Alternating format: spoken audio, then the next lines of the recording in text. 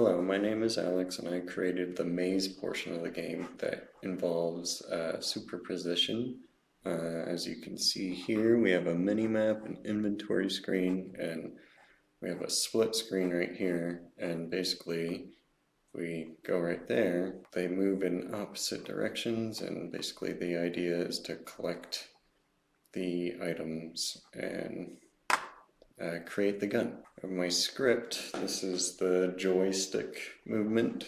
This was interesting to set up. So the original position, we want that to equal the background. The background of the joystick is this little circle right here. The joystick radius is just the radius of the background.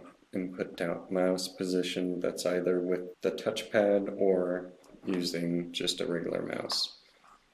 And basically what this does is every time it will return to its original position of where it was at, no matter where it is on the screen. If we go over to the script, this used to be old movement script right here, and then I tried to do an old inventory script, but this inventory script right here is working pretty well. Basically, we create an array, and we only have 4 items, so this is what it displays in the text.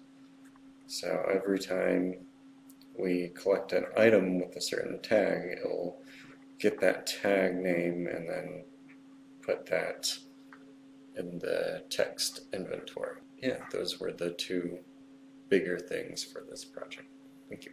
Hello, my name's Avi and I was the group manager. And for my portion, I mainly did a lot of the organizing, setting up GitHub, managing the GitHub file that we had in the repo, along with putting together the comic panel scenes and setting up the Kanban board. As you can see over here, we have the GIMM 250 repo all set up. Along with it, these are all the pull requests that I had to go through and make sure that it works, and this is how I made sure that all the files were working and all the scripts were working before we uploaded them. As you can see in here, some of them did not end up going through because they weren't working, but for the most part they worked out pretty well. Over here is our Kanban board that we had set up that was able to keep track of what we were doing and what time that they were going to be due at. Example, open up the bullet file. So we have an end date over here, which allowed us to be able to keep track and manage our time as we're going through our project on the comic book.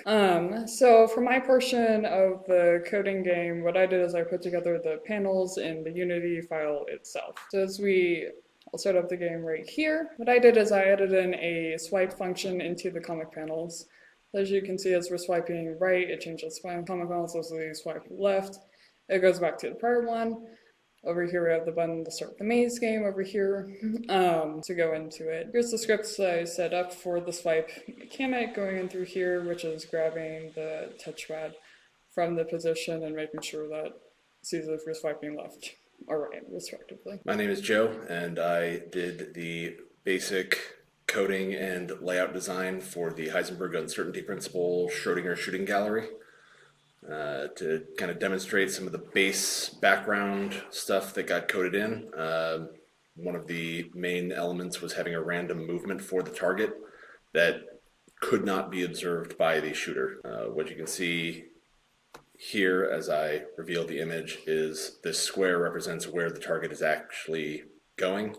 So you can see that as it changes position and hits boundaries, it changes the vector arrow and the speed. So for the most part, all of this is coded in the target, the shooting gallery, and the shooter scripts. To give you an idea of what some of that code looks like, there's a number of serialized fields that take all of the various game images, and then setting all of the constants, and then importing all of the variables and setting the instance variables at the start with the various control methods, helper methods, and getters and setters, mutators throughout the rest of the script. My name is Courtney. I did the intro animation for our comic. It explains superposition and quantum entanglement, which gives some base knowledge for the reader to work from when reading the comic. I only understood our topic with metaphors, so I knew I had to make that the basis of the animation. So you can see the cat presenting the ideas on the board using metaphors.